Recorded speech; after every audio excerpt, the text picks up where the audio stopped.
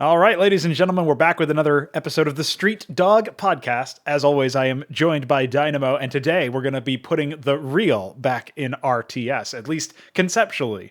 So, figured at first things first, we should probably set the stage for what we're going to be talking about, and mostly what we're going to be targeting here is single player stuff, where unfortunately, a lot of the single player RTS content, maybe all of the single player RTS content that either of us have played, at least the vast majority of it, have not really been competitive in the sense that they don't really try to put you up against players that are also trying to win. And some people don't even really engage with this in the same way. They kind of view the opponents in a game as obstacles to be dismantled, as opposed to living entities that are also trying to win. So maybe we could initially talk about how, generally speaking, AI are basically not leveraged as a mechanic or as an element of game design. So I don't know if this makes you think of anything specific, Dynamo, but I'm thinking of things like, obviously in all of the AAA RTSs of recent late, like StarCraft 2 most notably, a lot of the enemies were just pre-placed armies or bases. And as I mentioned earlier before we went live, like even just by talking, even just by walking over to the base, your other characters would be like, you shouldn't attack these guys, our main focus is over here, and like trying to tell you like stop being an idiot and actually engaging with the base like you should in an RTS.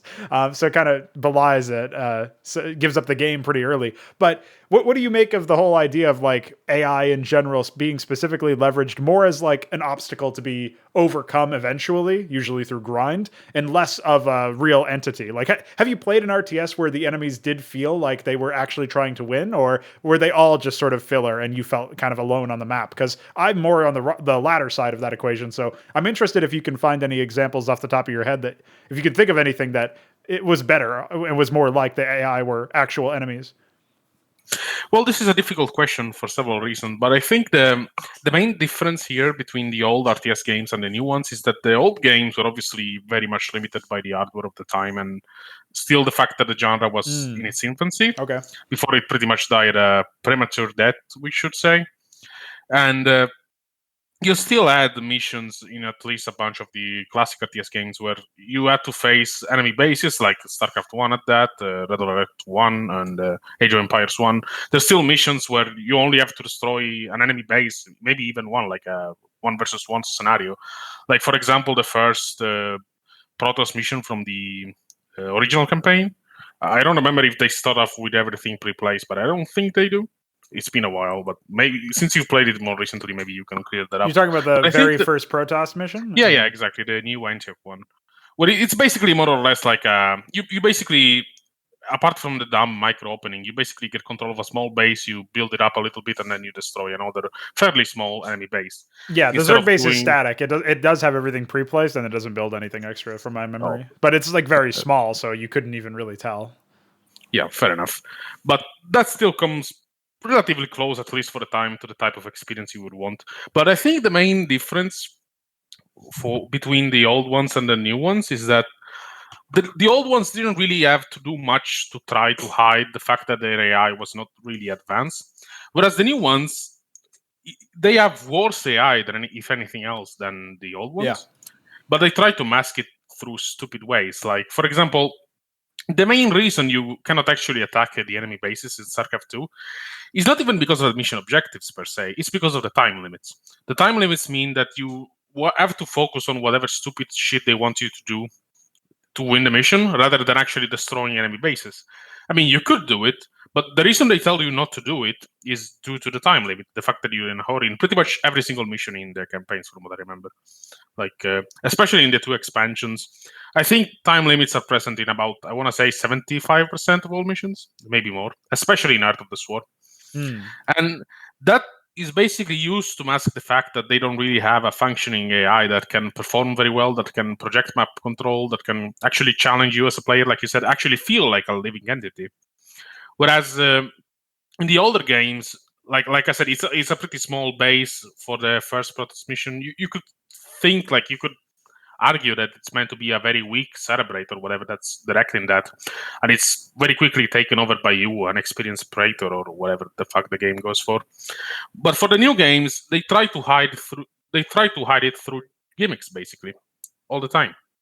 I think that's really the main issue. They think that they don't have to develop a more advanced AI because they can just get away with hiding it through cutscenes, time limits, and several other methods like that, like mini games and whatever other shit they have. And I think that's really the key difference. Again, regarding games where the AI builds over time, I think that happens in some of the, not all of them, sadly, but some of the Red Alert and Age of Empires missions. That's definitely a thing that happens. But the main issue, again, is that the AI has not really advanced much past then. I think Hydra probably has some of the most advanced AI work that has been seen in the scene for a long, long time. Just because, like I said, the main AAA games out nowadays, they just don't see it as a thing they should bother with, really. They just see it as something that they can hide through gimmicks. Again, if anyone like that's watching this has played the StarCraft 2 expansions, I think they can clearly tell that most of the missions rely on time limits to be engaging, quote unquote. It's not really a new revelation in that sense, but again, since that is the main difference, I think that's really set the genre even further, if that was at all possible. It's like they've taken a step forward by having like more advanced set pieces and what have you, and 100 steps back by just having gimmicks and non-functional AI that they just hide through pre-placed shit and the spawning. It sounds kind of like it sounds like the 3D versus 2D thing, where it's like, oh, you can do more things with 3D, but most people leverage it so improperly that it actually is a downgrade over a 2D game. It's kind of like that with the AI, is what it sounds like. The point that you're making, or the case you're making, is they have the potential for more advanced things, but because they leverage them with gimmicks, even though in theory it's a more robust environment, we'll say, it doesn't actually translate to a better product because of the fact that they're using it improperly. So I can definitely see some parallels there. You referenced Hydra's AI, obviously Hydra, my StarCraft overhaul mod, total conversion type thing. That is an interesting point, because I was recently looking back through my Inconsummate playthrough, which is a campaign I made a while back, for those who don't know. And one of the comments that Balathal had left in the last missions video was that he was interested in how, like, a sort of a breakdown of how I put together the Hydra AI, precisely because at the time he had said that it was like the best AI that he had played against in an RTS context, or at least up there with the best. And that struck me now, because when I had read that comment, I was like, oh, like, that's probably correct, but Hydra's AI has so many shortcomings, especially since the Brood War default AI has a bunch of shortcomings that haven't yet been addressed, like how stupid it is with its base layout when you leave it to its own devices. Obviously, things like it doesn't really use units very well in terms of microing. It basically has no micro. So when you get to that level, like, really the only way we can make the AI as competitive as we can is, in one case, by resource cheating, but also by just focusing super heavily on the macro, making them overwhelm you with numbers, which obviously the resource cheat can help. But at the end of the day, if you expand to 5 bases, you've got money no matter what your resource cheat is at. So in this case, we've got an income multiplier as opposed to pre-placing stuff, which means you still have value in destroying their workers because you're still draining their coffers in the same sense. We've also, at a few times during this opening, already touched on the other side of the coin, which is, especially in single player content, a lot of the gimmicks that are leveraged are map specific and are more related to how the scenario is set up. So timers are obviously an example of this. Like, if the mission has timers, then it's obviously very different than if the mission doesn't. And then, like I was just mentioning, obviously, instead of handing the AI a bunch of starting money, they actually start at the same level that you do. It's just that their income is multiplied by some non-trivial amount, like for the current values are scale with race. So Zerg are the weakest race right now, so they've got 1.5 times, which means that's the biggest multiplier in the game. That's at least leveraged by the AI. So that's obviously a case where, like, that's a pretty massive one. But then the Protoss, by comparison, is 1.1. So instead of 8, they get 9, something like that. It's much smaller, and they're actually the scariest AI right now, which they might even make a compelling argument to not even need a resource multiplier to begin with, which would be really interesting if that ended up being the case, and the AI actually could compete with you on otherwise fair ground. But the main thing that I'm getting at is, it seems like AI, and this is a point that you were sort of hinting at too, I think, it seems like AI in most of these single player contexts, they have this component associated with them where they're not actually meant to compete with the player as much as they are meant to be destroyed by the player, which is kind of my something that I initially levied at the general single player experience. Is it feels very much like you're alone on the map, and then there's just a couple of units that attack you, and then you build up to critical mass to push through all the pre-placed shit, and then once you're doing that, then you're basically done. It's an inevitable victory. So I guess we can talk a little bit more about ways that these maps feel like feel worse, and maybe ways that it could be possible to resolve these issues in a more ground up way, like from first principles, so to speak, to not use a too tired a cliche or too tired a trope. My thinking is you can kind of evaluate whether or not an opponent is good in isolation or is worth respecting in isolation based on what they do in the game. So when you're trying to be so story focused, like a lot of the Blizzard RTSs do, it would be better and more efficient to communicate that through efficient AI that does actually try to beat you and leverages the tools in their disposal. And along this podcast, we'll also touch on things like non-standard mission objectives and starting scenarios. Like maybe you start out with some pre-placed units or money or whatever, or you've got like non-standard team associations. So like maybe you're playing as a solo player against a team of 3 or something crazy. We'll see like where we go on those conversations. Those are things that we can touch on pretty much any time. But to start us off here, what would you say like that there's an issue with addressing work that most people have already, like, this is not generally a podcast for the uninitiated, we'll say. Most people who step into this or most people who played StarCraft 2 seem to come away with it feeling like it was a quality experience, which is very sad for us because obviously it's not a quality experience in an objective sense. It doesn't provide you with the same level of competition that playing against a human player would. And most people don't even really buy into that premise initially. So I think we should probably try to work a little bit more to define that. And not that the AI has to be human-like, but that I think it's inarguable that the AI has to be competing for your time and has to make you like play to whatever your peak level of competition is, or at least pass a certain skill level, we'll say a skill threshold. So the AI has to be at an appropriate skill check, maybe. What would you say about like conceptualizing this? If you wanted the AI to put up a satisfying experience, then a lot of it should come from the AI and not so much the starting conditions of the map. Those can almost be like levers that you pull to balance something a certain way, or to change how the feel of the story is. Maybe the story framing dictates that you start out with some new stuff, or you have defender's advantage in this area or whatever. But do you agree with the general premise that like the AI is where it all comes from, and that's where the main focus needs to be, and everything else is secondary? Does that sound fair to you when I lay it out that way? Absolutely, yeah, absolutely. That seems completely fair because again, in order for the AI to feel alive, in order for the game itself to feel alive, it's important that the AI plays by the rules. It doesn't have to be, like you said, it doesn't have to behave like a human necessarily, because at that point, I guess you would rather just play against a human. But it should still provide the same gameplay experience that you expect from an RTS. So it should definitely respect some basic rules, like trying to expand, trying to scout, building up over time, and just generally trying to be a force that tries to conquer the map rather than just be a blockade, right? Right, yeah. It's like the difference between an army that is actually moving around and doing stuff, as opposed to just a bunch of people holed up in a bunch of bunkers and just doing nothing, right? It's like, again, there's a pretty funny comparison with StarCraft here. I think one of the first turn missions, the one where you have to assassinate a guy in a command center for whatever reason. Yeah. There's a bunch of people that are just hiding in a bunker, like to stay away from the Zerg.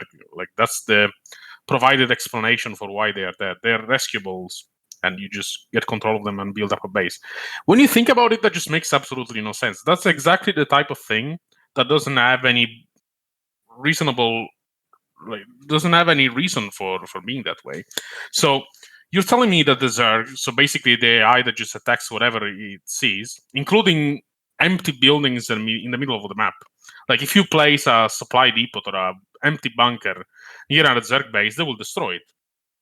So they're telling me that they're hiding in the bunkers because the Zerg will not see them that way, even though normally in the gameplay loop, that's exactly what they do. They see an empty bunker, they destroy it. Right. right? Yeah. Okay. I don't know if Yeah, you're you're following. thinking of I think it's the second Terra mission. Actually, it's when you're controlling Raynor and you walk up to a bunker and SCVs unload from the bunker and say, "Thanks for the rescue. We've been hiding for days, hiding from the Zerg." Like whatever their line is, something to that effect. So Yeah, yeah, I know what you're talking about, and the that's idea of it. exactly the type of thing that doesn't make you feel like there is actually, well, in that case there is no AI at all. Yeah. So the whole reason it was made that way is, to me, it goes counter to what an RTS should be.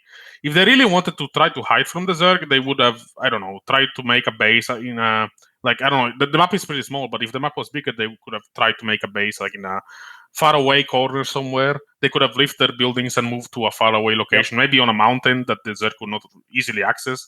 Maybe they could have built bunkers all over the border to try and snipe all the Zerglings that Yes. try to scout the area. I mean, there are several things that they could be doing, even for an AI that's, again, as their stated goal is that of hiding. They're not actually trying to bring the fight to the Zerg. They're just trying to survive, to escape, to hide, whatever. But instead, they're just doing nothing. They're just sitting still. That's not what an AI should do. And unfortunately, that's exactly what many AIs you actually fight in the game. Not just in that game, but in many others, especially like in micro missions and such. You just have units that just sit there and do not actually contribute to the gameplay loop, right? There could be like some exceptions. Again, like if we're talking about like you said with the levers, stuff that you could pull, you could have, for example, a mission where the AI is not actually aware that you've entered the area. So, for example, they're not actively building up their forces to attack you. Maybe they're just scouting around and collecting resources and building them expansions, but they're not actually outright hostile to you because they do not know that you're actually there. I mean, that would actually at least make sense in a way, even though, like, again, that's probably unless they have a way of actually discovering you, that would just be another pointless example of an AI that doesn't do anything. But again, in terms of it actually making sense through the gameplay loop, again, not even through the story, but through the gameplay loop. If you want to have a situation where the AI behaves in a way that is consistent with what you expect to see in a skirmish game or on an online match or whatever else that people actually like RTS games for, then you should make an effort to represent that in your campaigns. And unfortunately, that's exactly what has not happened over the years, I would say. Again, StarCraft 2 is the perfect example of this. Most of the AIs, they're sitting in their huge bases, but they're not expanding. They're not actually vying for map control in any way. They're just, I don't even know why they're there exactly. They occasionally send a wave or two at you, but they're not even the main threat, because in Legacy of the Void you have to fight those dragons with quick time events or whatever else they have going. I don't know. Like it's such a clusterfuck that I'm actually having trouble just wrapping my head around it. Again, they went from pretty mild, like pretty silly stuff like the bunker stuff we described, to just flat out insanity. But what ties it all together is that none of it works in an RTS setting, I think.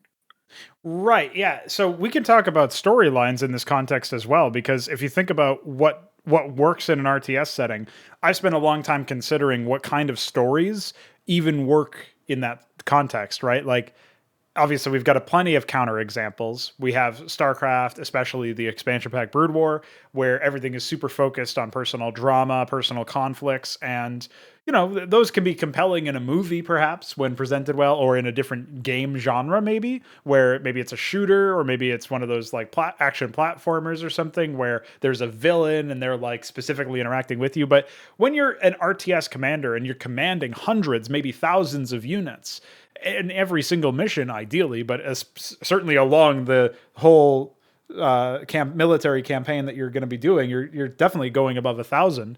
And when that's the scale you're dealing with, even on the low end of that scale, a single personality conflict really shouldn't be the deciding factor.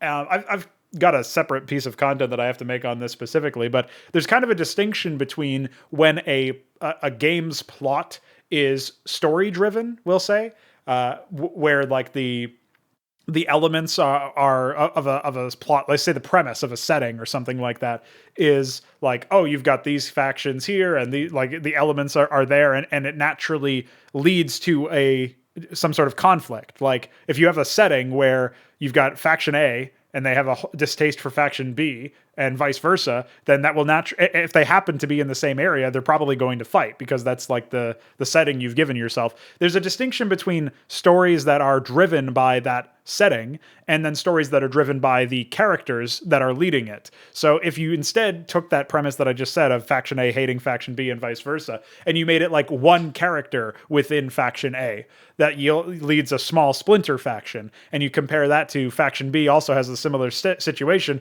you're instantly reducing the scale because you're making it more about specific characters, and that can be believable if it's just one, troop, one small squad or something, you following the orders of their commander. But it's less believable when it's like supposed to be thousands of units crashing into each other in these massive galactic scale conflicts. So it becomes, I guess it just doesn't fit at all within the idea of it being a real-time strategy game when you're dealing in these personal drama elements. And it's a lot more compelling, I would say, and instantly understandable when you have a situation where the bulk of the content that you're experiencing has a premise that works with large scale stuff. And so that's where you imagine more so like these unnegotiable Zerg, or I guess in Warhammer 40k terms it would be Tyranids, or in Warcraft terms it would be undead, or something that can't be reasoned with. If they just start rolling in to a human settlement or something to that effect, then suddenly you have instant conflict, and it can be any scale because you just have to react to the threat that you're dealing with. Or I guess if you're the aggressors in this occasion, you've got people trying to defend themselves, and that's what you're reacting to, or whatever you want to call it. That's a bit more reactive in that sense. So you can instantly tell what kind of plots would set themselves better, what kind of premises for stories would set themselves up better for RTS scale gameplay, and why it's so laughable when we see like two characters punching each other in a cutscene of StarCraft 2 Heart of the Swarm or something, where obviously the end of that campaign is Menks getting killed by Kerrigan with the help of Raynor. It's like, yeah, meanwhile, I had to sacrifice like 1,000 units to get to this point, maybe more than a few thousand units to get to this point, and it resolves in a cutscene where like one character dies. That doesn't really make sense, does it? Like, at least you have to set up a very compelling reason why thousands, maybe millions of units would pledge their lives to X character or Y character, and then no matter what they did, basically, you'd have to really explain how that works at scale. And it obviously StarCraft 2 didn't do a very good job of it. So maybe we can touch on storylines in general. I don't know if anything comes to mind for your case, but I imagine something like Command and Conquer would be a better premise because it really is just real life grounded military action, especially in the first Command and Conquer game, where I guess Red Alert is a bit more zany, but in theory, that's also still grounded military action where you're just fighting against the other faction. In StarCraft, it's a lot more story driven, there's a lot more story elements into it, I would say. So what do you think about this whole idea of like finding a way to make single player RTS make sense in the story framing so that it doesn't overly influence, in a negative way at least, the overall mission premises? Well, I think that storylines are actually, in a way, the same exact issue as before, in that a lot of RTS games, especially new ones, they basically use their storylines as an alibi for what they're actually making. So instead of providing a reasonable expectation of the player, basically, instead of presenting a situation where the conflict makes sense from a story perspective. Like you can have the same exact characters, right? You can have Raynor, you can have Kerrigan, you can have whoever you want, but you can just edit the storyline slightly to make it so that it actually makes sense for all their followers, all their soldiers to actually follow them. So instead of it being a personal quest to find Kerrigan, for example, which is what Raynor does in both StarCraft 1 and 2, I think in the Zerg campaign, he lands with his entire army on Char just because he heard some voices in his head. Like, why the fuck would his soldiers decide to follow him in such a suicidal adventure on a planet that's very clearly hostile? Whereas if you just edit the storyline slightly, like if you provide Raynor with a good reason for actually going there, you don't even have to change like the character motivations. Like maybe he actually wants to go there personally, but he has another reason for bringing his entire army with him, right? Like, I just feel like whenever you often hear people say that, well, this stuff is done in service of the story, but what should happen is that the story should be in service of the gameplay. Exactly. And I think the main issue again is that the story is basically being used as an excuse for just getting away with very shitty mission design. I think that's really the main issue that I've noticed. And regarding obviously, the whole melodrama thing, again, you can have whatever kind of story you want, I think, at the end of the day. But if you're trying to make fucking Final Fantasy or whatever, then just use an RPG engine, really. Like, if you're trying to make Pokemon or Final Fantasy or what have you, don't make flame knives. Just go to download RPG Maker or whatever Yes. and just use that one. Yeah, Right? at least get it out of my StarCraft custom. I don't want to have to Yeah, play that. Come on. exactly. But beyond that, I think you can make whatever kind of story you want. You can even have like single characters still be impactful. Like, I don't know, I could come up with a few examples that maybe work. For example, Sure. let's say you're playing as a Terran faction and you're fighting off a rival Terran faction. You have them surrounded. But their commander is very skilled. He's actually, even though he's surrounded, he's actually capable of outmaneuvering his opponents. But if you manage to actually go to his base and kill him, he's just like a hero unit, even though he doesn't need to have 5 billion HP. And if you actually manage to kill him, then the enemy AI basically loses their leader. They suddenly are not able to match your forces strategically. And so they actually decide to surrender. Even though that just is a situation that happened because of the death of a single unit, right? But I think that actually more or less makes sense with the actual gameplay, because there is a reason why you want to kill him. It has to do with the fact that he's the actual controlling AI of the enemy forces, and there is a reason why his death actually has an impact beyond someone's fucking personal vendetta or petty drama, right? I think that's an example. Another, I don't know, like another case could be having to destroy specific buildings that are like a very specific, like time consuming to build structure that you cannot normally field on a battlefield. But if you destroy them and quickly retreat, then you've achieved your objective of maybe slowing down an enemy army to prevent them from pursuing you. Like, I don't know, like maybe the ion cannon in StarCraft is a good example of that. Or maybe, I don't know, nuclear missile silos from Command and Conquest. They're very expensive and slow to build. So if your objective is just that of destroying them so that another army can pass through, again, that is a reason that you can have for doing that, which doesn't have to revolve around every single, like, it doesn't have to revolve around enormous armies. Like, you can have the element where individual people, units, or buildings play a large role, but you can still fit them within the RTS context. Yes. I don't know if you're following, but again, I think that's really the key takeaway here. It's not something that's done very often because it's usually done in service of the plot. Whereas, like I said, it should be the other way around entirely. Yeah, well, one of the easiest ways to make single units or structures have a lot of impact is just making it so that they're powerful in the game, which is what I tried to do with things like ion cannons in Hydra as an example, because obviously that's a structure that only exists once as like just to be destroyed. It doesn't even do anything normally. In Hydra, it turns around because DF made a banging model for it. It actually shoots and it's quite powerful. You got to watch out for it. So in that context, it's a little bit interesting to compare and contrast those. Whereas one is just sat there waiting for you to kill it. The other one is something that can be built innumerable times, but even just one of them can be quite powerful. So you get this natural inclination that, oh, if I am supposed to be designing a mission where I'm supposed to be defeating somebody who's got ion cannons, like the player has a natural reason to fear them or to value destroying them or something to that effect, where it's easier for a player to buy into the premise of this is my objective. And then the question is like, how do you incorporate them into an RTS context that feels good and doesn't feel like you're kind of fucking around with the player, so to speak. So you could imagine a situation where, yes, there are ion cannons buried in some location, but maybe they have to be reclaimed somehow by the AI, almost like rescuable units, but for the AI themselves. Or maybe the AI has to build ion cannons throughout the map, and as long as you defeat the AI, as long as you destroy the ion cannons, and maybe they start out with one just for the sake of it. Once the AI has no ion cannons left, then you've won. You could imagine an objective like that. It would still be a little bit different, obviously, than a traditional mission where you're just destroying the enemy's buildings or production structures or what have you.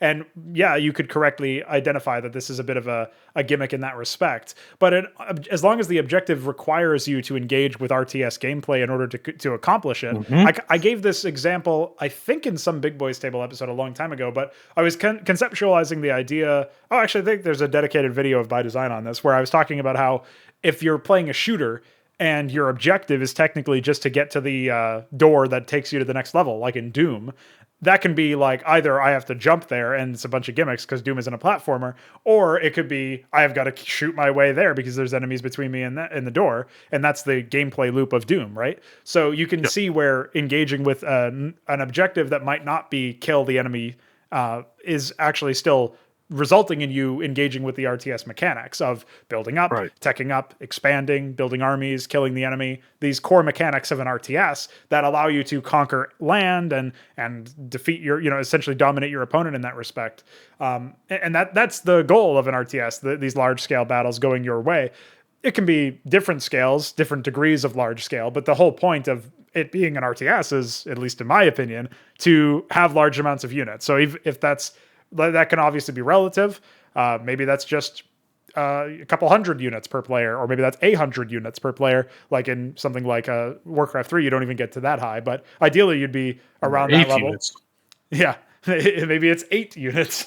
Jesus.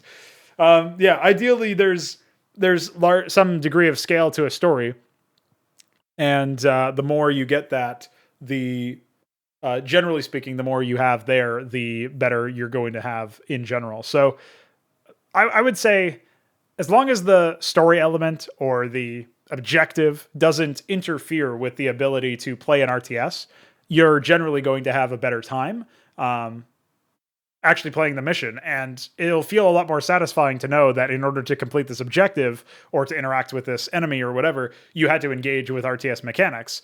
That's a consistent through line throughout all missions, assuming that is a consistent through line through all missions. You're going to consistently have to play to a high level.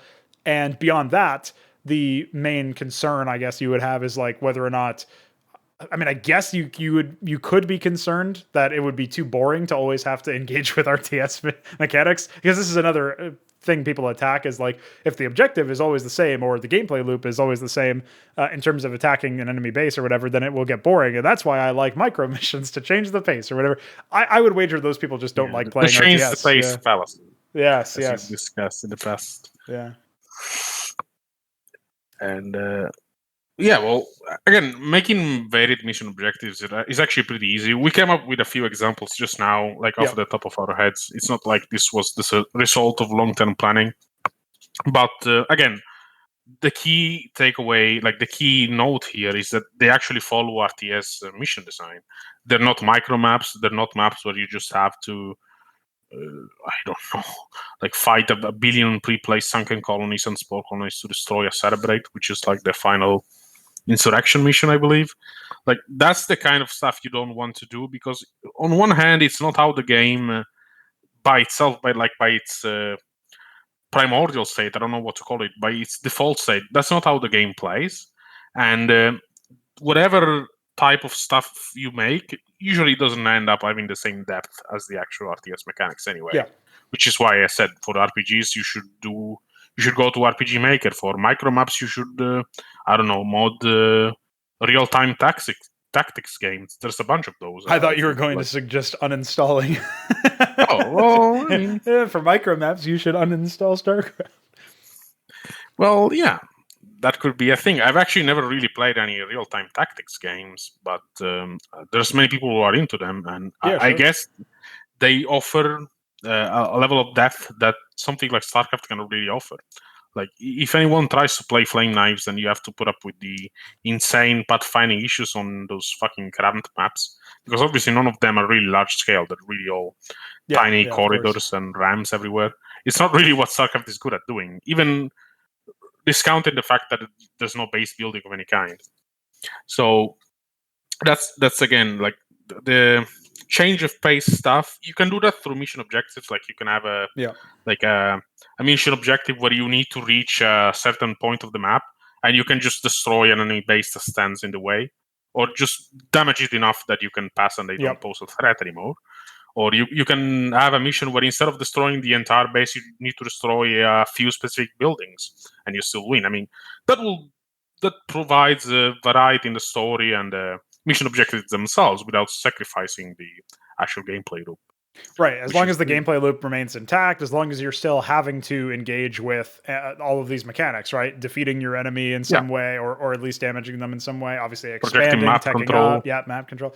All that stuff is really important for the RTS gameplay loop to remain intact. And as long as that happens, as long as you have to engage with these elements in order to find victory, then yeah, I think your mission is fine. And that's another element that always puzzles me when I consider the counterpoint to this thought process or this design philosophy.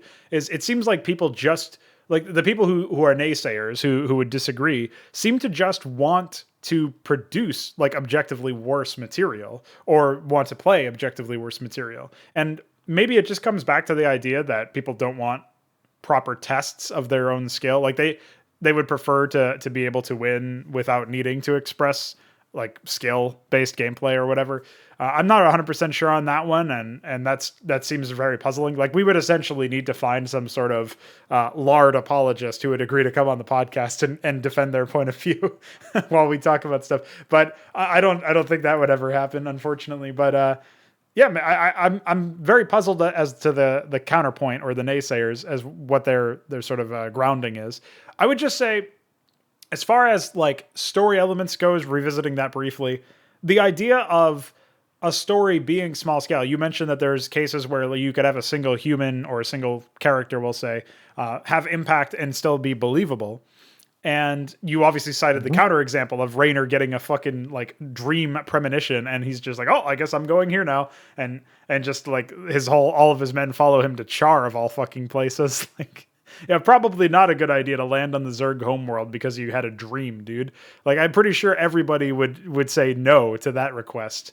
Unless they were like diehard, for like owed him a life debt of some kind. Even then, like humans are notoriously fickle when it comes to that stuff. I wouldn't Yeah. buy that. That definitely doesn't make sense. So yeah, I think it's really easy to come up with other ways where you essentially have like, I mean, for one, if it's somebody who's leading a horde of mindless robots or Zerg or something, then you can easily say like, as long whatever they want, they just project their will onto their subjects, so to speak. So you can obviously come up with any excuse there.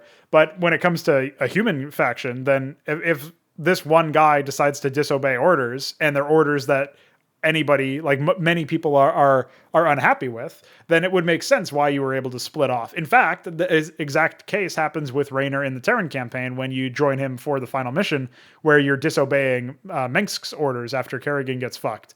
And if you set aside how goofy that whole scene was with Kerrigan getting fucked and how it's just a bunch of spawned in units and she's invulnerable and it's basically a cutscene, you can easily see where the justification for that is. Mengsk orders Kerrigan to do something to defend Zerg, which nobody's happy about, and then abandons his own people. And Raynor's like, well, fuck this. This doesn't make any sense. I'm not following this guy anymore. And like, yeah, he's kind of supposed to almost be a voice for not only the player, but also all of his men in that respect, because nobody would want to follow Mengsk in that context. So you can criticize the plot element. You can criticize like Mengsk being dumb enough to do that in the first place. But if that did happen, then a realistic maybe it's the other way around where you're wondering why Mengsk has any followers left. Like, what the fuck? How would he have any followers after doing something stupid like that? Whereas, obviously, in the context of this, it totally makes sense for a small group of Terrans anyway to join Raynor and be loyal to him instead of remaining with Mengsk, who has shown that he's duplicitous and will just abandon you occasionally if it serves his interests. Yeah. So in such a case, it makes perfect sense for a single character's decision to be kind of like a flashpoint almost for additional action after the fact, the catalyst for other people leaving as well. And I've discussed a couple of ideas on mod streams for this kind of thing where you don't want... is basically a representative in that sense. Right, yeah. What you don't want is you don't want to reverse engineer whatever your desired outcome is without making sure that everything... Like, if you work backwards, you run the risk of arriving at your conclusion before you've actually set it up properly. And as a result, there might be some blind spot where reasoning, essentially plot holes or whatever, reasoning holes, logic holes, don't work correctly. Like, something falls apart there, which is, I guess, what I was just describing with Mengsk. Like, why does he have anybody willing to follow him after he does that? Whereas it seems like the Blizzard writers just wanted Mengsk to be the bad guy and Raynor to leave Mengsk's, to unally with Mengsk, basically. And so they worked back from that conclusion. That's like my supposition, we'll say.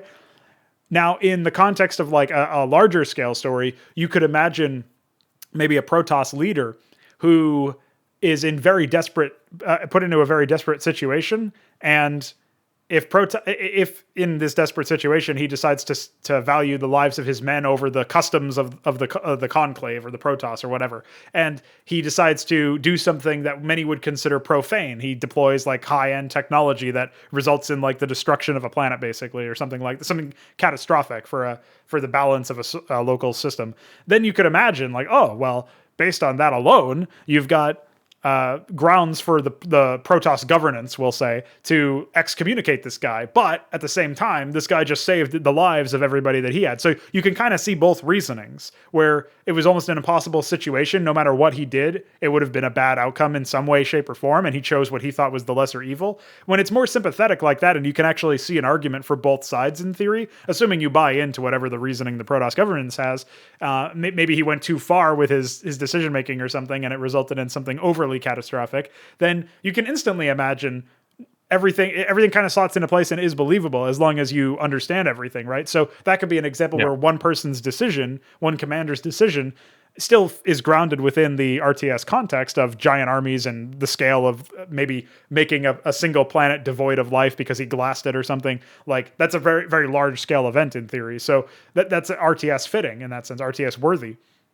And when you have power like that in an event, in an action, in a decision, it still is significant to the plot without feeling contrived and based on drama. It feels more like, oh, he was put into an impossible situation. He had to make a decision that was essentially going to be bad in some way no matter what. So we can see the justification of both sides when there is an argument that comes to a head. And that's how you would make a personal decision for one character matter without sacrificing, I think, the scale and the premise of an RTS. And that by itself, that decision in the first place, could be the premise of an RTS mission. We're going to glass this planet, or we're going to blow this planet up, or whatever, because it's fully infested, maybe, or something.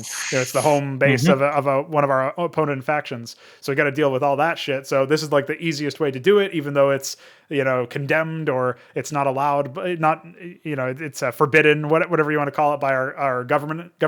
It doesn't really matter. I need to save my people. Maybe it will cause like diplomatic friction with other factions. Yeah. Like before that, they saw you as a balanced faction, and now they see you as warmongers who will probably just want to destroy them as soon as possible. So they actually wage war on you for doing that. Like, just as an example. Yeah, there's many cases like this, and again, the main thing is that the story in this case actually follows like large-scale battles. Actually follows stuff that goes on in the game itself, instead of just being about personal squabbles, instead of just what actually matters to the faction at play in this case. And again, this is mostly, I think the reason, like you said, you brought up that many people actually defend the status quo. Mm-hmm. They think that the way the games that are out there work is fine as it is. Yeah. But I think the reason they do that is simply because of, on one hand, probably not being exposed to something that is better, and on the other hand, just not really realizing that what they actually like doesn't need to even be changed radically. Like, you could still have the same character, more or less the same motivations, but just have the storyline be wired in a slightly different way that ensures that whatever conflicts actually are there actually make much more sense, instead of just being fucking full of plot holes and retconned at every turn, which is what Blizzard does all the time. Yeah. For example, like, instead of trying to defend that, which is what happened, like, this is the actual problem. They basically defend the shortcomings of the writers in this case. Instead of defending their strengths, they're just defending the shortcomings, and I think that's really counterintuitive. Like, that's really not what you would want to do, not what you would expect others to do. But in the end, it's what it results in. Obviously, I'm not saying you should get diarrhea from having experiences with Mask, but at the same time, you shouldn't just look at it and say, oh, great. It couldn't be improved in any way whatsoever. We couldn't demand it, that we could not demand a better product than what we got. Yeah. That's really the attitude that I find most infuriating. Yeah, it's a failure to imaginate almost, right? Or to imagine. Imaginate. I Yeah, apparently imagined a word there, but it's a failure to have any sort of imagination, right? A failure of imagination where you can't picture, and I guess to some extent this is like a, I won't say it's a lost art or whatever, but like it's critically thinking in this context of trying to imagine what could be when you only have an example of what is and you don't have an example of what could be. Thinking outside the box in that sense, it's a very rare mindset to have anyway. So maybe that's the core issue is like people oftentimes look at what is and maybe they see some like one or two layers of abstraction of how it could be changed, but it's often very difficult to imagine what like a fundamental paradigm shift almost, right? Which is why when those things do happen, those kinds of innovations take place or whatever, it is so notable in that sense. So yeah. I wonder if there is some sort of I wonder if there is some sort of element where the the easiest way to find out this kind of information in the context of attempting to speak out to the masses who don't necessarily recognize how bad a lot of the content is compared to what it could be. Like maybe the best way to do that is to simply give them a counter example, give them an example of something high quality, which unfortunately is exceedingly rare. Is there anything that comes to mind as an existing example of something that's kind of mainstream or like maybe like the best RTS game you've actually played? Because I think maybe some people are a little bit more likely to be well. Okay, well, I'll take this digression first, which is when we have when we're talking about like Blizzard titles and stuff, as you mentioned, a lot of people have this follower mindset where they just see what's there and then they follow that and they say, yeah, this is fine and we should, and they defend the status quo, or at least they don't attack the status quo and talk about where it could be improved. And that seems exceedingly more common in the Blizzard space in custom content or whatever for Blizzard than it does for something like I've seen Command and Conquer. I've seen obviously not the same genre, but Doom and stuff. I've seen a lot of these people talk about the shortcomings of the base game and the original designers, and they seem to be more open, at least, to even if they don't talk about the shortcomings of the original stuff, they're more open to talk about ways you could deviate from that and have a better experience, or maybe just a different experience. So do you generally find that this is true, that it's like almost specifically related to the Blizzard side of things where people are just so wholly married to the original content and are only interested in it if it's official or whatever? Because we've seen that before plenty of times where people are like, oh, I played Insurrection because it was licensed by Blizzard, but I won't play like XYZ other thing because that's custom. That's by some dude or whatever. You know what I mean? Yeah, that definitely is an attitude I've seen very often in Blizzard, and I would say it's compounded by the fact that people not only elevate the, I don't know, the official seal of quality, if we can call it that, of Blizzard to such an Yeah. unreasonable extent, but they also elevate the imitations of it to such an unreasonable extent. You asked me if I could think of any current examples of like high quality stuff, but Mm-hmm. again, when you look at many of the RTS games being made today, you can see how many of them are just plain copies of StarCraft 2. Like they're just from the art style to the Yeah. actual philosophy behind it. A lot of them are made by fans of StarCraft 2. People will think that StarCraft 2 is the best thing ever made in terms of the RTS genre, and so they just try to not only they elevate the official Blizzard stuff, but they themselves try to be in the shadow of it instead of being an improvement, right? And that alone means that I don't think there's really anything that's mainstream that could present an interesting, you know, uh, alternative to what is seen in StarCraft 2 and other games, Mm-hmm. unfortunately. And I mean, there's a lot of mods for RTS games, like even StarCraft, but most of them are about, like just custom melee units that you don't really see in. You don't really see custom campaigns like with some of the modes that you see. Like many of the Command and Conquer modes don't really have campaigns per se. They Yeah. just Yeah. have Yeah, that's an edited. interesting topic anyway, as well. Is like it almost feels like there's a bifurcation of like people who are interested in single player stuff, where more often there's a focus on the content, the missions, but not really a focus on the mod or the environment or whatever you want to call the sort of game state. And then when you do have people like mods, maybe it's because it's so much work, as I'm finding out with Hydra, but there's more of a focus on just making it so that there's like melee content to play and you get the melee environment, but you don't necessarily have campaigns packaged with them. I have seen that in the context of other mods as well. I guess Mental Omega might be like one of the only counter examples where it's like both a large scale mod and has a campaign that is also Yeah. large scale. But from what I've been told, the campaign isn't really worth checking out, No, unfortunately. it's terrible. I think they actually did a good job with the skirmish gameplay loop overall, but the actual campaign is a fucking disaster. And what's amusing is that it's actually being rebooted. Like they used to have a completely different campaign in like 2008 or whatever, and it was also terrible. And they rebooted it, and the new one they made is also terrible. So Great. Priorities. Well, at the very least, like at least they did make something of quality in theory, assuming the they have skirmish. a lot of custom maps. Like they have hundreds of custom maps that they make for skirmish, which are mostly pretty good. And they have like the game is actually pretty fun to play in skirmish mode and online, but the campaign is again, they also were inspired by StarCraft 2 a lot. Unfortunately, it was one of the quoted references. So there's a lot of timers everywhere. There's a lot of like stupid fake difficulty, like gotchas and stupid shit like that. And there's not really like all the AIs have infinite money. There's not really like an AI that expands over time for the most part. That only happens like in one mission maybe. For the most part, it's just a fucking mess. There's spawned in units from outside the map every 2 seconds on the hard difficulty. It's pretty much exactly what you don't want to do when it comes to an RTS. And unfortunately, like it's the complete opposite of the skirmish mode. They unfortunately do still shit with resources in skirmish, whereas they shouldn't to such a large extent. But at the very least, like the AI just starts off with a single unit, like you do. They build their base over time, they scout the map, etc., which is what you more or less what you would want. Unfortunately, like because there's not really a demand, I would say, for better RTS missions.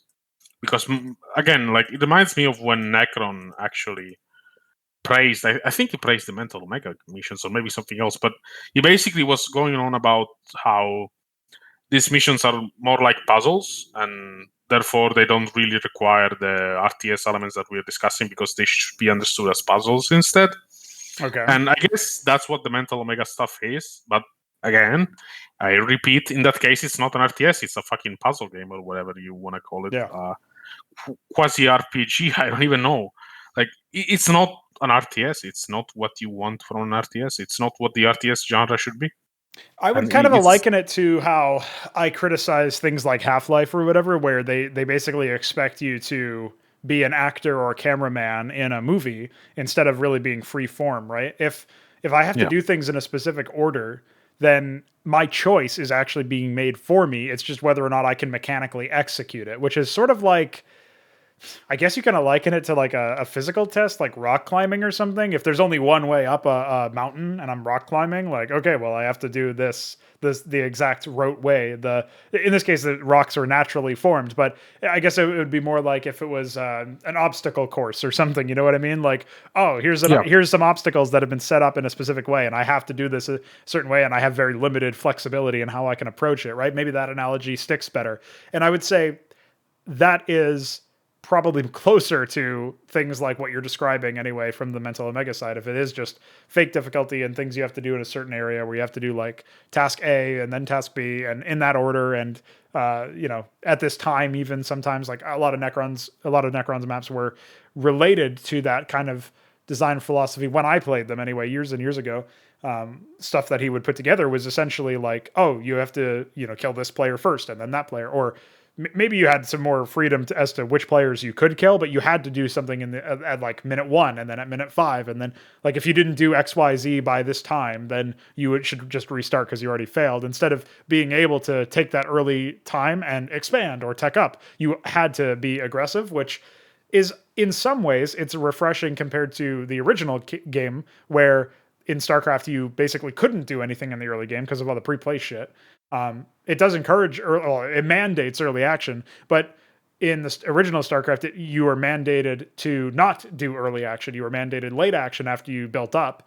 I don't really like the idea of just reversing it. I would rather get rid of the mandatory shit entirely and only mandate that you play well, depending on whatever your playstyle is, to the victory conditions of your playstyle and composition. So if your playstyle favors lots of units, or lots of expansions or high tier stuff or whatever. If you really enjoy using high tier units, then your playstyle should be like your victory conditions should be expanding and teching up as quickly as possible while being relatively, maybe not turtly, but defensive and maybe more reactive. And then as you build up your force, you can start to push out. That makes a lot more sense than just telling the player that in the StarCraft classic case, you have to do the slow going build up and then critical mass the enemy, or in the puzzle case, you have to do this in the early stages and you can't do the other thing. Like, you're basically alienating players who have valid, in other contexts, in skirmish context, valid playstyles that could work in terms of victory conditions. You're just saying that arbitrarily I'm not allowing them for this mission, which is kind of the same thing in an abstract way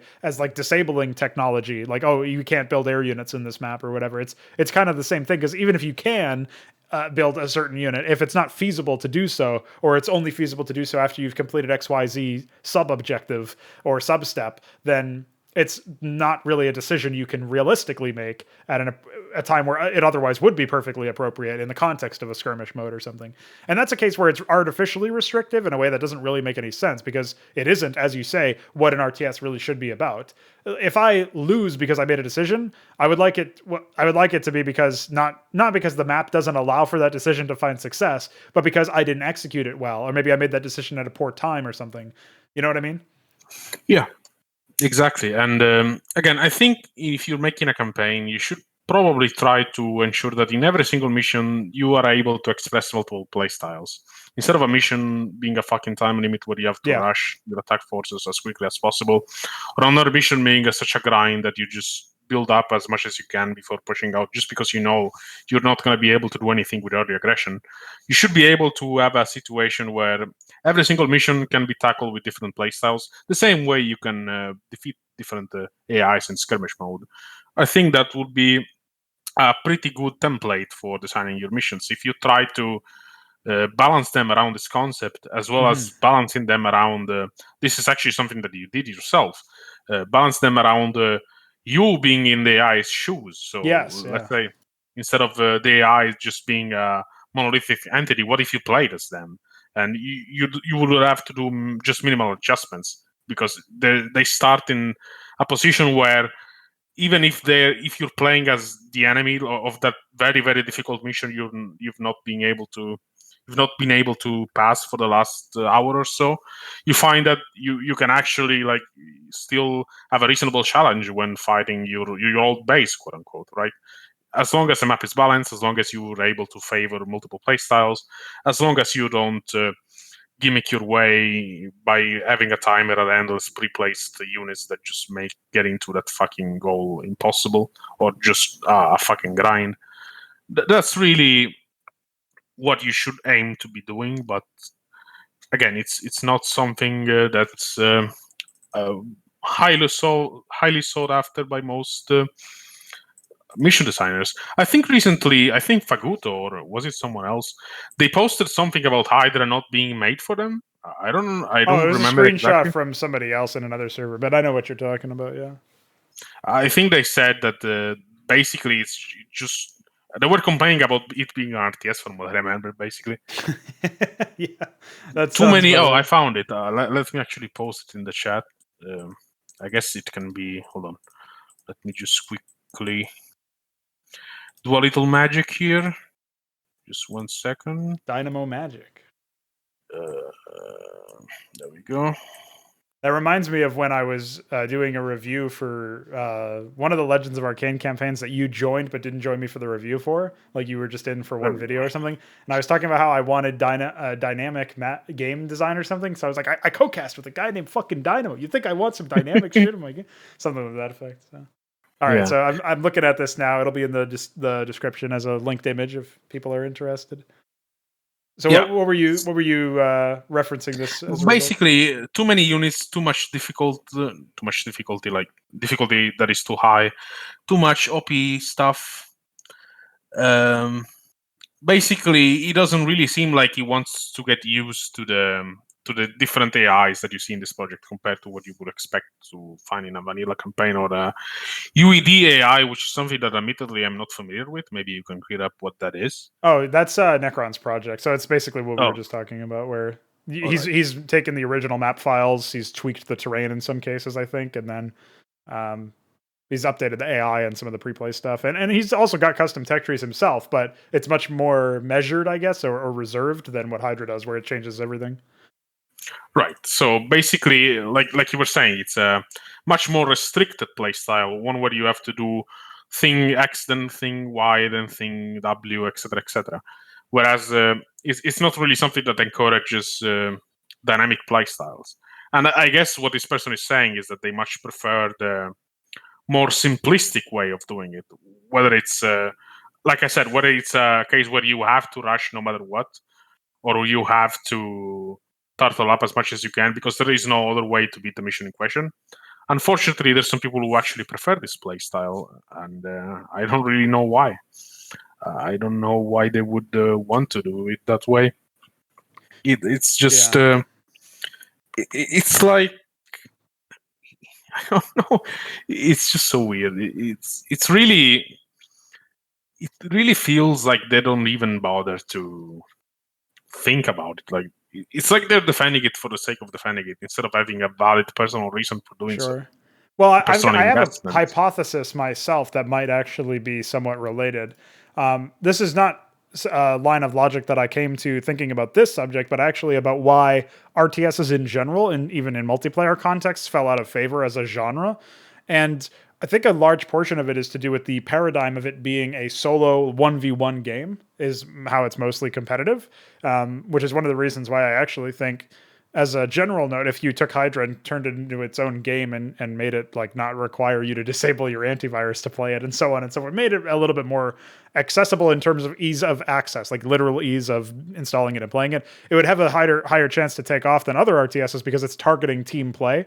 But the reason why 1v1 play fell out of favor in general, and dueling and FPS like Quake and stuff fell out of favor, I think, is because there's less facets to blame other than yourself. And it sounds so petty, but people who lose in those kinds of games, they can blame the balance, they can blame maybe a strategy that's too easy or too cheesy. Again, it just comes back to balance. Maybe they can blame the map design or something, but they can't blame really too many things. They've got those two and then themselves, and that's it for who they can blame about losing.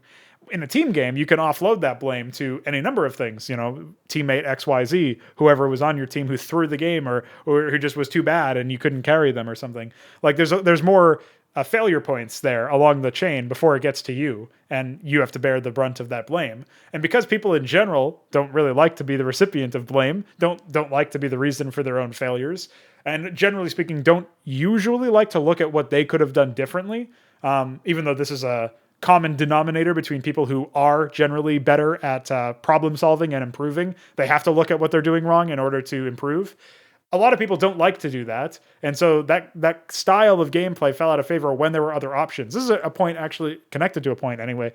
I think Fagudo raised this in Mark Time Strategy earlier in the Discord server, but he said that the reason why so many people are nostalgic for RTS games is literally because there were very few other kinds of games to play on PC at the time, like back in the mid or late 90s. It's like you had shooters and RTS games. There were, in terms of games that you could play multiplayer anyway, I don't think that there were too many other games that were out there for that sort of crowd. So if you played multiplayer games in the mid to late 90s, it was probably an RTS or an FPS. And since then, both of those genres have tried to appeal to a wider audience. And in some cases, I guess FPS less so, but they've fallen out of favor the more competitive the game is. The harder it's found to latch on. And so maybe the way I would connect this all the way back is maybe people who are defending puzzle type stuff or other things is that they can offload the blame to, I didn't complete the task in this way. It's just a shot in the dark, but maybe it's like, I lost because the puzzle made me lose and not I lost because I played badly. I don't know, though. The specific case that you're citing with this screenshot is admittedly of somebody who is like, and I don't use this term as a pejorative, they are self-admittedly mentally ill. So I wouldn't necessarily chalk this up as a trend in this particular case. But at the same time, the guy is he's raising points that I've heard raised by other people. So I wouldn't necessarily chalk the whole thing. I'm not going to try to use that as a reductionist, like, don't listen to him, he's just mentally ill. Again, I'm not trying to use it as a pejorative, but this specific case might be an outlier. Just take that with a grain of salt, I suppose. That being said, his points have been raised by other people who don't have the same caveat next to them and who have said something similar, like, oh, people, you just don't care if it's even beatable. You think everything has to be really difficult. I just think it has to be skill testing, and maybe the base skill floor I'm targeting is just above a lot of people, and maybe that's the reason why these people don't take too kindly to it. It's because they can find zero success, whereas in a puzzle environment, as long as you fail enough times to learn what the puzzle requires of you, you could win eventually. Yeah. Yeah, again, it has to be skill testing, it has to be fun. And I mean, I don't think, unfortunately, many people actually find grind to be fun somehow, which explains the popularity of many RPG games. Sure, yeah. And regarding the online bit, I think I've been told that many people who used to play online FPS and RTS just moved on to World of Warcraft, even though it's not the same type it's of a game social at all. game. Yeah, I can see why though. Yeah. Like that's a game where a lot of people were playing it, which naturally meant like, oh, so this is a connected thing as well. Is when I launch the full game version of whatever Hydra turns out to be, whatever it'll be called then, I have a suspicion that Hydra will appeal to people because of the fact that like they can just get their friends in and they can play co-op versus AI games. They can play some scenarios. They can play PvP, and obviously they can play ranked if they want to. Like I have a feeling that the fact that it's team based and fulfills that niche or whatever. And yes, it'll have some 1v1 capability if you wanted to play on 1v1 scale, but like you'll be able to do this in a different context, right? And I think that has a really nice element of like things are always more fun with friends, right? Like things, it's just how things are. So even if I deliver a quality product in single player or in 1v1 when you're not playing with friends, then you can only imagine it's probably going to be significantly more fun when you get to bring your friends in for the trouble. And that's when we play the Fraud Nights or whatever. We boot up Hydra. We haven't done that in a little while, but that'll be coming back pretty soon.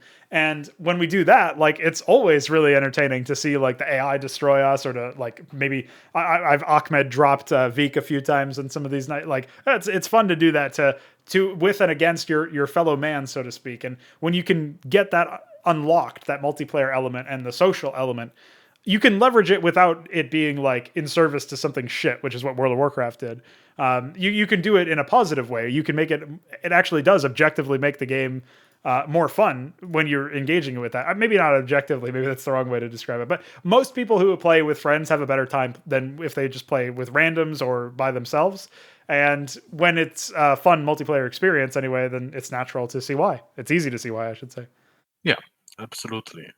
And unfortunately, again, like the original point was about single player content, but when you see a game that doesn't even bother, like when you see a game that relies purely on its social aspect to sell itself, that really tells you that there's not really much substance to be had in the game itself.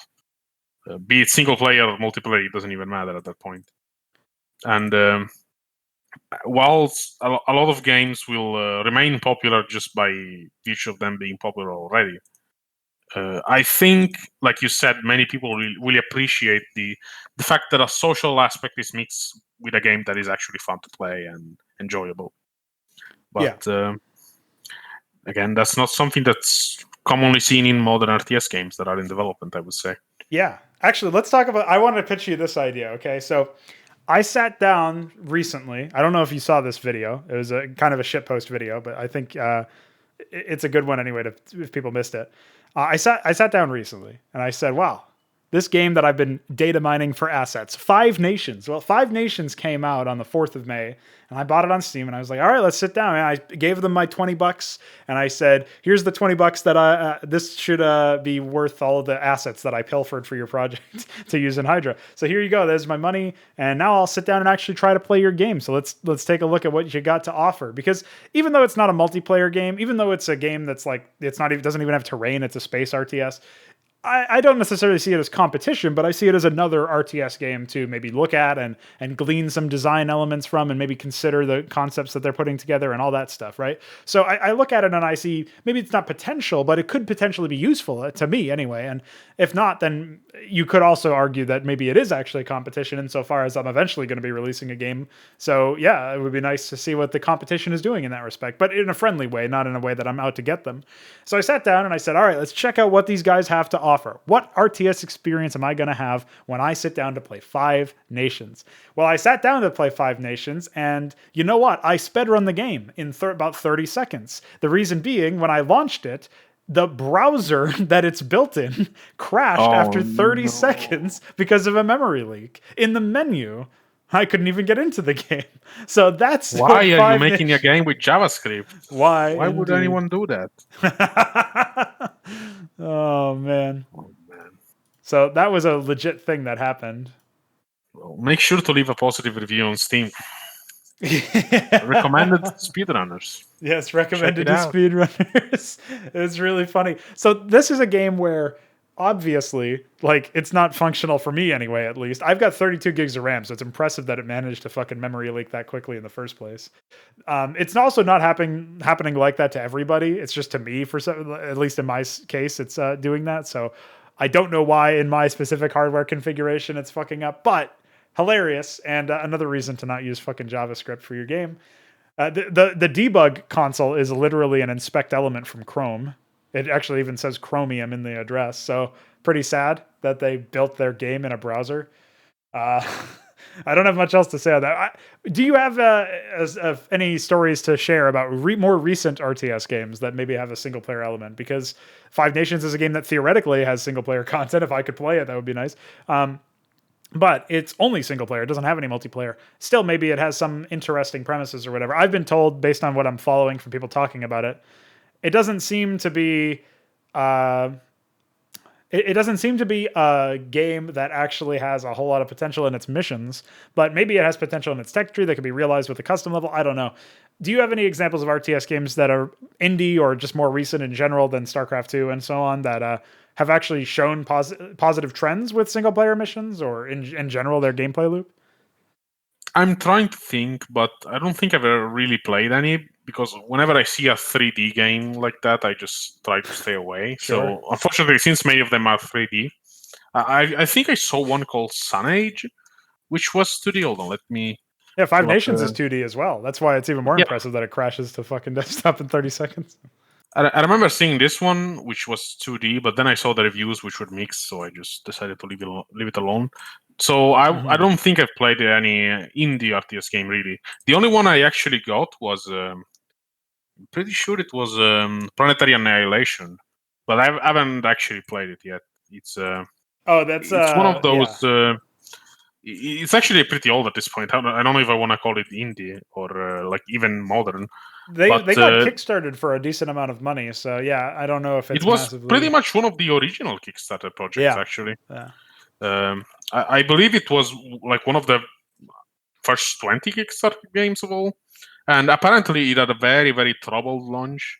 It had a plethora of issues, but to their credit, over time, even though it was released over 5 years ago, they worked on the game a lot. They even released a brand new edition, and supposedly it's decent now, at least according to Steam reviews. But I haven't played it.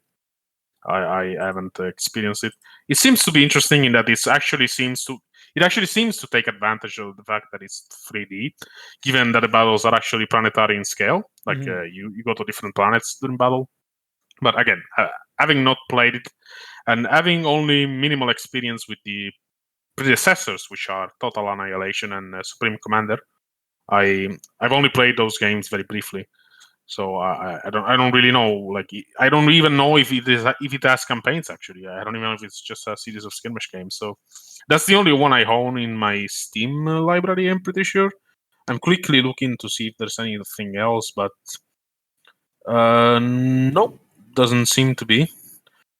Yeah, I don't think I have anything else that's recent and indie and RTS. I've only really played most of the games from the 90s, and most of them I've not completed. Some of them I played skirmish mode on, others I've played a few missions off of, the others I've almost completed, but nothing really, like, pretty much all games from the StarCraft / Command and Conquer era. Nothing after that, unfortunately. Well, what I will say is I'm looking at this Sun Age game, and the tagline is a classic RTS game of great epicness. Yeah. That is a description. What I also will say is maybe this could be an asset pack. I didn't know this existed, so maybe I can pull some of these. Oh, yeah. I'll put that on my wish list. So yeah, that's an interesting one.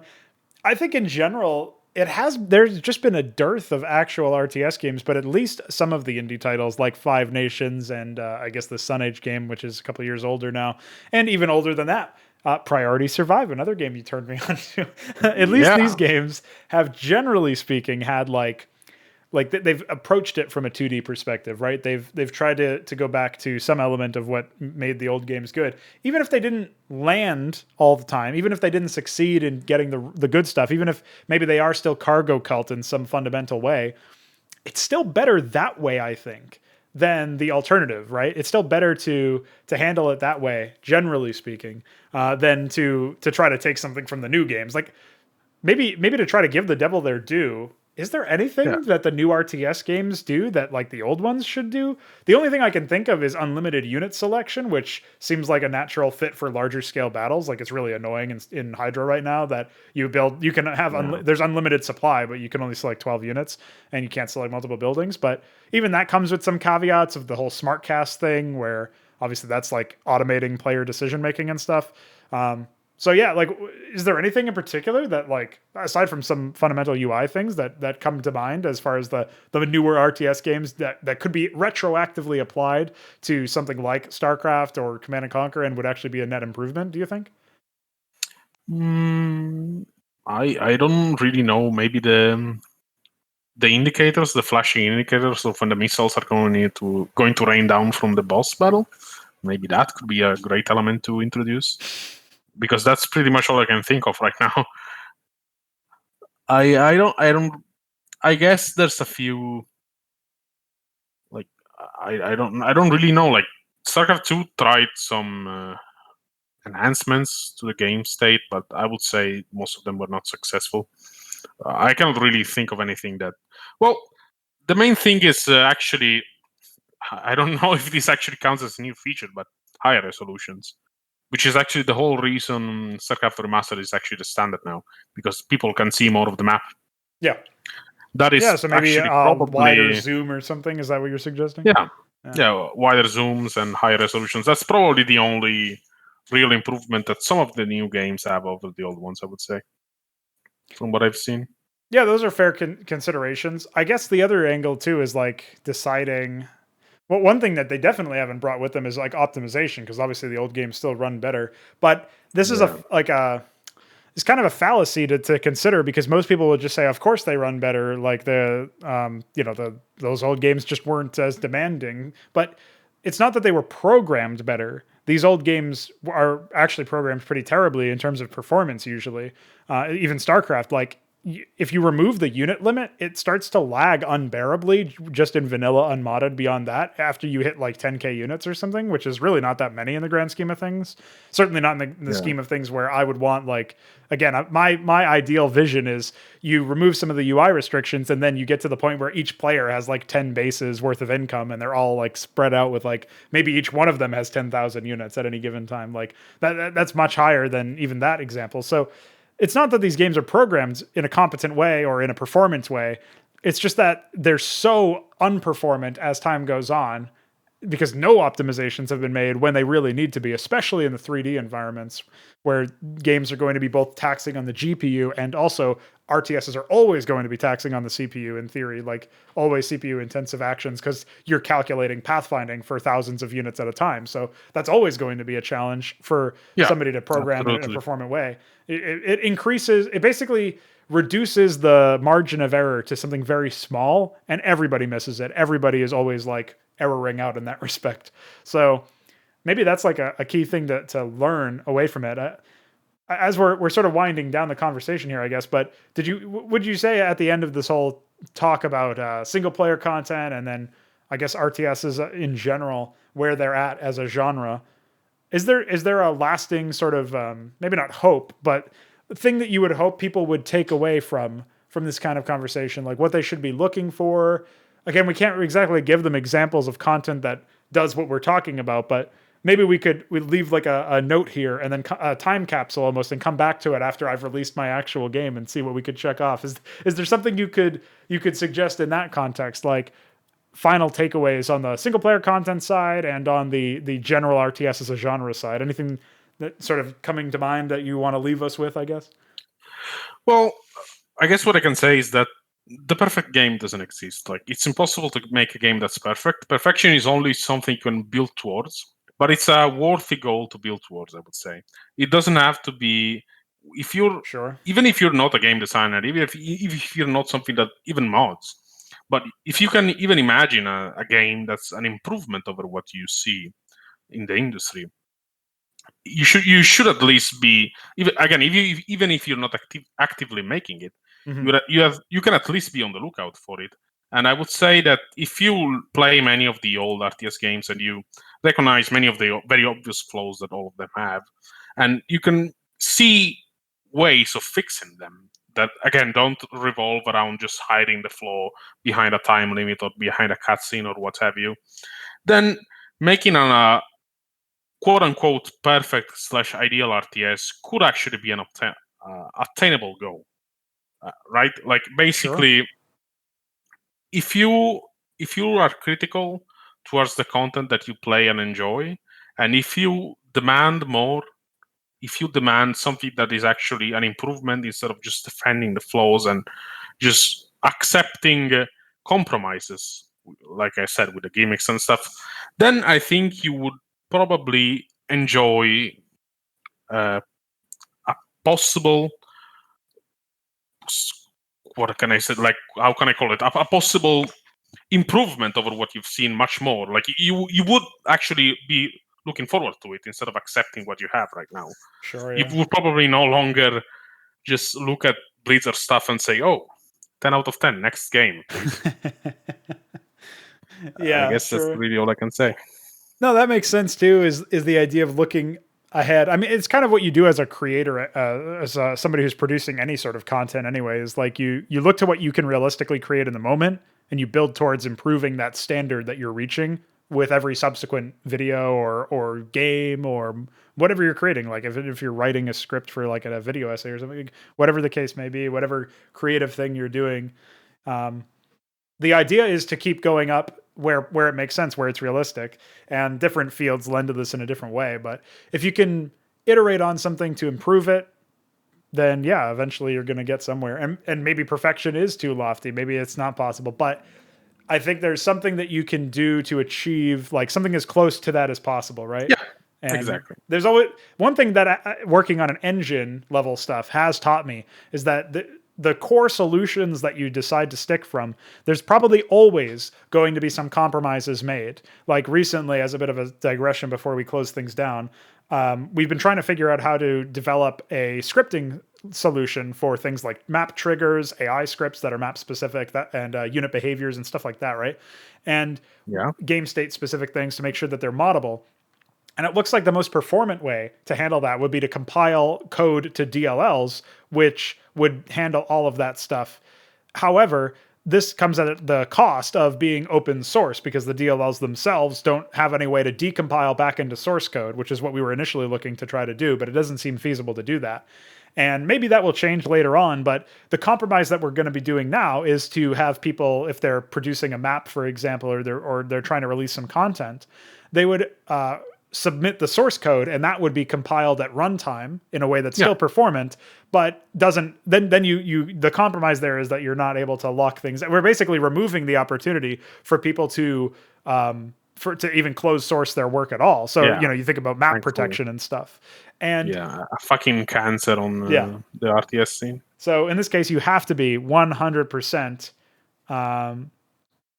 Like you have to be open source just to even work within the confines of the engine, so to speak. So there are some compromises you have to make there for a while. Like in this case, I think we settled on something that was really good, but maybe there are going to be some cases where like, oh yeah, we actually can't use this like XYZ solution because of your X solution because of Y and Z reasons, or doing this will result in a trade-off down the line somewhere else. Like we got to figure out how we're going to handle pathfinding to still make it dynamic without making it completely unperformant. So, there's things that we still have to resolve. But one of the lessons I took from this was in a world where I'm used to making concessions, I want in modding Brood War, obviously, where there's always going to be some sort of drawback or something that you can't fix completely. I wanted to be able to throw that away and say, new engine means we don't have to make any sacrifices. But that's not really realistic because it's not like you're building a programming language from the ground up and a compiler from the ground up and all this other shit. Even then, you'd probably have to build your operating system from the ground up. Like, there's just at some point you have to work within the confines of other people's creations, which by necessity means that you're going to have to deal with some compromises down the line. And then there's also like laws of physics and the way that fucking like the transmitters within CPUs work or whatever. Or there's transmitters in the word, but whatever the fuck the capacitor, the stuff like that, like how ASM is programmed or how it works at all. There's things that like are so low level that it's not feasible, even if it's technically possible, to actually fix and address. And within what we're trying to do, like there's always going to be some compromises, but finding a way to find the healthiest compromise is like a really valid lesson. And in that sense, you always want to make sure that whatever you're going towards, like in this case, we decided to go, we leaned on the side of performance. We sided with performance as much as possible. Like if we had to make a compromise, we would go with what's the most performant. And that's our sort of governing, our guiding light, our North Star, right? Where for an RTS single player content, you want the gameplay to be your North Star. You want that to be what you compromise in favor of every time if there has to be a compromise, which there probably does. So you can't have the story-driven drama that you want for these characters. You can't necessarily it doesn't make sense for the context. So you compromise in favor of the gameplay and you remove that, or you find a way to minimize that, or find a way to make it work in that context. Yeah, absolutely. There's always going to be a limit eventually. Like, it's not possible to just create things out of thin air. You just have to. You'll always have to use some tools by other people. But unfortunately, this all is reflective of the fact that the RTS scene has not really seen any. Certainly not back in the day, any open source engines that could be used readably, like very easily. So that alone has led to stagnation significantly. Yeah, the fact that we have to make our own RTS anyway, and I don't say have to without knowing that I am saying have to. Like, people will say, "Whoa, you could just use OpenRA or some shit." Like, no. Like, we've vetted everything that people have sent us and everything that we've independently found, and nothing really has what we need for what we're actually trying to go for. Everything has some performance bottleneck somewhere down the line, and it might slow we're not tool devs by nature. We're not engine developers, architects by nature. We're content creators. We're campaign designers, for fuck's sake. We're game state designers. We're modders. Yeah, that's what we are. So the sooner we get to the point where, like, believe me, if we believed that we could make an engine like Spring RTS engine or fucking Wargus or whatever, like if we believe we could make some of these open source engines work, we would have already tried to, and we would have committed to that, because for us, what matters is being able to actually make content that we can play. The closer or sooner we do that, like that's the best thing. That's the ultimate goal, is just to be able to make content. The engine stuff is just a means to an end here. So yeah, that's the unfortunate situation that we find ourselves in. But I say unfortunate. The silver lining is we're going to have something that we totally understand because we made it. And I think it'll also be useful for other people. And in theory, like, we could even use this, a 3D offshoot of this engine, to be able to build like FPS games or whatever, should we need the 3D third dimension for that, which I think we probably would, but that would be one example where that could easily be done. So there's endless, infinite opportunities in the future. We just need to get past this hurdle, which I really don't think will take that long, to be honest, but we'll see how it goes. And yeah, I guess it just comes back down to the idea of, not being afraid to compromise, but making sure that you're not naive about it either, that you're doing it in a way that sides with whatever the strengths and, I guess, necessities of your project are. And an interactive software, like a video game, it mandates interaction. So don't compromise against interaction, compromise for it. I guess that's my sort of final takeaway, so to speak. Yeah, absolutely. Absolutely agreed. And I think that's a good note to end on, as hopefully, like you said, this could serve as a time capsule. We'll see how things are some months/years from now, and hopefully the scene will not be as sad as it is right now. Exactly. I don't have any false ideas. Like, I don't believe I'm going to revive the RTS genre, but that would be nice if it was collateral damage along the way to just, oh, by the way, I fixed the whole genre, guys. Maybe that will happen. I don't know. I'm not ruling it out, even if it's not a goal. Like I said, I just want to make content that nobody else is making. That's otherwise, if I had the content I wanted to make, I wouldn't need to make it. But nobody else made it, so I got to do it. So yeah, like you said, pretty reasonable closing note. Thanks again for joining me for another podcast, and thanks to the viewers, my pleasure, the listeners, for helping us put the real back in RTS. So stay tuned for that. Post your discussions below, and maybe we'll comment on some comments in the next episode, as people have been leaving them, but we haven't actually addressed any of them. So I'll maybe make a point to do that. Maybe as like a Sure. might be something we can either work into the discussion topics of the next one, or just something that we can have like a section at the end where we answer comments if there are any left. So yeah, there you go. Absolutely. See you on the battlefield. Hell yeah, homie.